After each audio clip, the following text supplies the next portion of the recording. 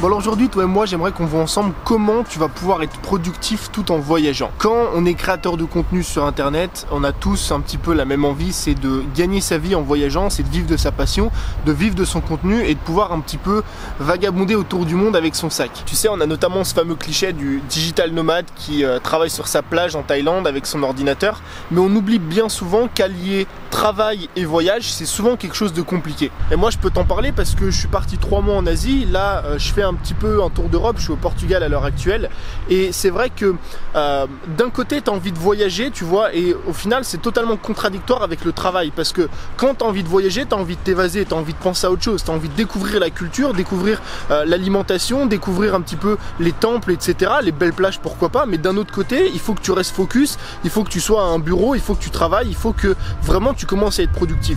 Donc tu vois que c'est deux mondes totalement différents, le voyage et le travail, et c'est parfois très difficile d'allier les deux en même temps. Et c'est justement pour ça qu'aujourd'hui je te fais cette vidéo. Aujourd'hui je te fais cette vidéo pour t'expliquer comment moi j'arrive à allier voyage et productivité en même temps.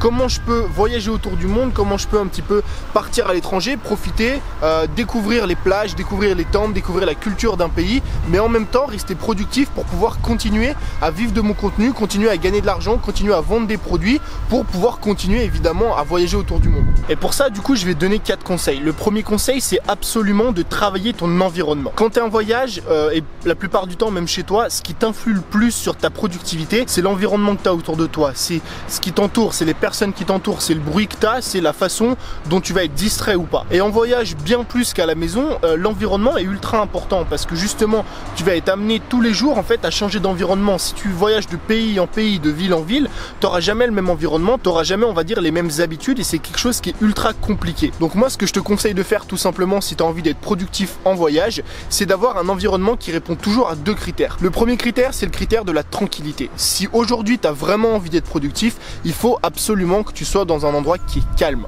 dans un endroit dans lequel il n'y a pas forcément beaucoup de bruit, dans un endroit où il n'y a pas des travaux à côté, où il n'y a pas des mecs qui sont en train de chanter, qui sont en train de danser ou à côté d'une boîte de nuit par exemple. Et le deuxième critère c'est le critère de la distraction. Si tu commences à travailler et qu'autour de toi il y a plein de personnes qui sont toujours en train de t'interpeller, en train de te dire hey Tony viens voir j'ai fait ça, viens voir on va faire ça, puis on va aller là-bas, puis on va faire ci, on va faire ça.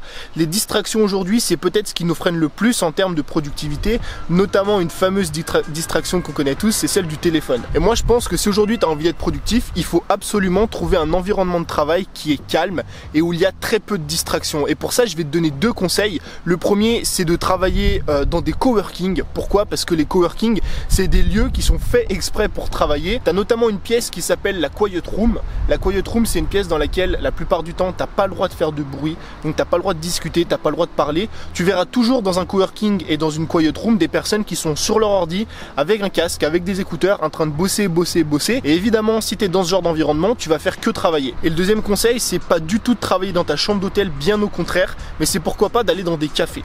Bien souvent les cafés, selon la popularité on va dire du café, tu auras toujours des endroits on va dire un petit peu tranquilles. C'est sûr que si tu vas dans le plus gros café de ta ville, le café central, évidemment il y aura beaucoup de bruit. Par contre si tu vas dans des petits cafés un petit peu cosy dans lesquels il n'y a pas forcément grand monde, avec une paire d'écouteurs tu seras tranquille pour travailler. Pourquoi je te déconseille de travailler dans ton Airbnb ou dans ta chambre d'hôtel? Parce que tu peux difficilement lier des pièces dans lesquelles habituellement tu travailles pas avec du travail, tu vois. Je sais pas si tu as déjà essayé de bosser dans ta chambre ou de bosser devant la télé, mais c'est très compliqué parce que habituellement cette pièce n'est pas utilisée pour le travail. C'est pour ça que je déconseille toujours d'avoir comme même pièce la chambre à coucher ou la chambre d'hôtel et en même temps le bureau. Donc pour moi les 2 meilleurs endroits pour bosser en voyage, Premier, tu as les coworking et deuxièmement, tu as les cafés. Une fois que tu as trouvé ton endroit, la deuxième chose à faire, la deuxième étape pour être productif en voyage, c'est d'utiliser le bon matériel. Alors ce que moi j'utilise comme matériel, il y a notamment trois choses. La première, c'est une paire d'écouteurs. La deuxième, c'est un casque insonorisé du style Bose, du style Beats. S'ils font des casques, tu sais, que tu peux mettre sur les oreilles, tu allumes les casques et déjà juste le fait de l'allumer, ça va réduire le bruit extérieur. Si en plus tu ajoutes de la musique, bah forcément que tu vas être bien plus concentré. Le troisième gadget que je te conseille, c'est une paire de boules caisses. Alors moi personnellement, je suis pas trop fan de la musique en travail, ça dépend vraiment des périodes. Il y a beaucoup de personnes qui conseillent de se mettre une musique et de travailler en même temps. Moi j'ai du mal à allier musique et travail. Quand j'écoute de la musique en bossant, ça me donne juste envie de bouger et de danser, tu vois. Donc la première chose, si toi t'aimes la musique en travaillant, c'est de prendre une paire d'écouteurs et un casque. La deuxième chose, si toi t'es un peu comme moi et que t'es pas trop fan de la musique quand tu travailles, bah de mettre une paire de boules caisses. Je te mettrai le lien des gadgets que j'utilise dans la description. Et le troisième outil, le troisième gadget que j'utilise, c'est des applications de productivité. N'hésite pas à me mettre dans les commentaires si tu veux que je te partage une vidéo entière sur toutes mes applications de voyage. Je pense que j'en ferai une dans tous les cas. Mais il y a une application notamment que j'utilise en termes de productivité qui est géniale, qui s'appelle Forest. Encore une fois, le lien sera dans la description. Le but de Forest, c'est quoi? C'est qu'en fait, quand tu vas lancer l'application, donc en fait le but c'est de planter une forêt, un maximum d'arbres. Bah, quand tu vas lancer l'application pour planter un arbre, tu n'auras plus le droit de toucher ton téléphone pendant une durée déterminée. Donc moi par exemple, je fixe des durées de 45 minutes, je plante mon arbre et pendant 45 minutes, j'ai plus le droit de toucher mon téléphone. Ce qui moi derrière m'oblige à me focus. Tu sais, je pense qu'aujourd'hui on est obligé de se traiter comme des gros bébés avec nos téléphones et Forest, bah, ça me permet de me traiter comme un bébé, tu vois, de bloquer mon téléphone, de plus le toucher pendant 45 minutes et d'être focus. Et là je suis sûr que quand je vais dans un café pendant 45 minutes, j'ai pas le choix que de travailler. Maintenant que tu as un lieu dans lequel tu vas travailler, soit un coworking, soit un café, que tu as du bon matériel, que tu as soit une paire de boules caisses pour te couper du bruit, soit une paire d'écouteurs ou un casque avec de la musique, et que tu as une application qui te permet d'être focus à 100% sur une tâche, maintenant ce qu'il faut, c'est créer une PT. Alors non, c'est pas une vieille blague vaseuse. Une PT, c'est quoi? C'est une période de travail. Alors moi, ce que je fais au quotidien, c'est que j'organise ma journée, quand je voyage en tout cas, en deux périodes.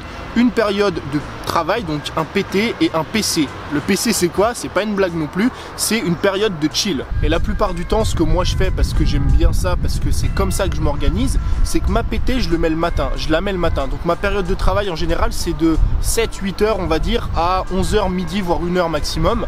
Donc je me focus vraiment à fond, tu vois, pendant 4-5 heures.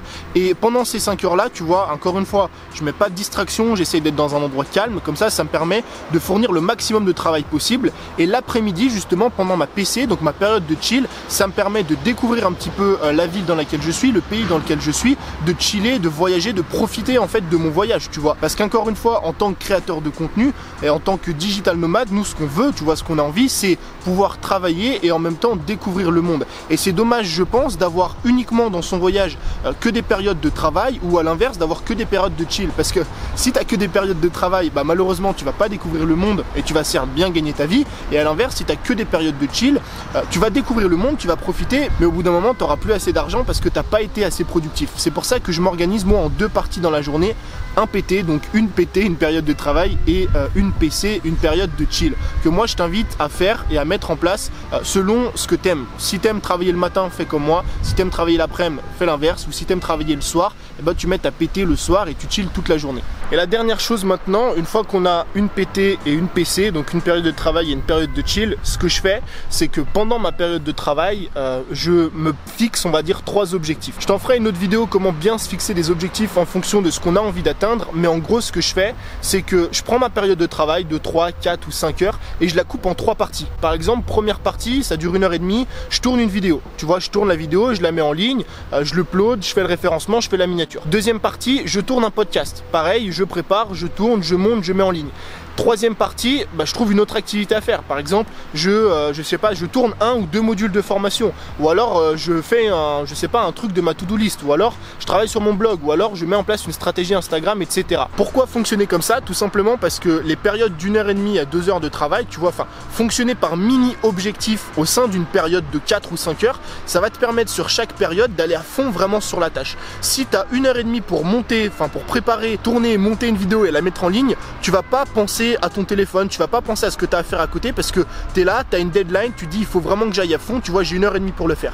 Tu vas le faire, tu vas passer à la tâche suivante et à la tâche suivante. Ce qui va faire que dans ta matinée, dans ta PT, tu vois de 3, 4 ou 5 heures, tu vas être juste ultra productif et ce qui fait que du coup le reste de la journée, tu vas avoir l'esprit tranquille, tu vas te dire je vais pouvoir chiller, je vais pouvoir aller visiter des temples, je vais pouvoir aller me balader au bord de je sais pas quel lac ou quelle ville ou quelle mer, tout simplement parce que j'étais assez productif. Et moi c'est vraiment un problème qui m'a suivi pendant des mois et des mois, c'est que je voulais profiter un petit peu, donc je voulais chiller, tu vois, je voulais profiter un petit peu de mon voyage, mais j'avais toujours des remords parce qu'au fond de moi, je me trouvais pas assez productif la matinée, au fond de moi, j'avais pas assez accompli de choses, tu vois. Et du coup, toute l'après-midi, tu brasses des pensées dans ta tête du genre, je suis pas assez productif, j'ai pas assez travaillé, c'est pas bien, il faut que je me remette à fond dedans et tout, alors que normalement, cette période est faite pour un petit peu te relaxer et pouvoir profiter de ton voyage. Donc si je t'ai fait cette vidéo, c'est pour ça, c'est pour t'aider aujourd'hui à allier productivité et voyage et pouvoir du coup, si tu es à l'étranger, si tu voyages autour du monde, garder cette productivité, cette grosse part de productivité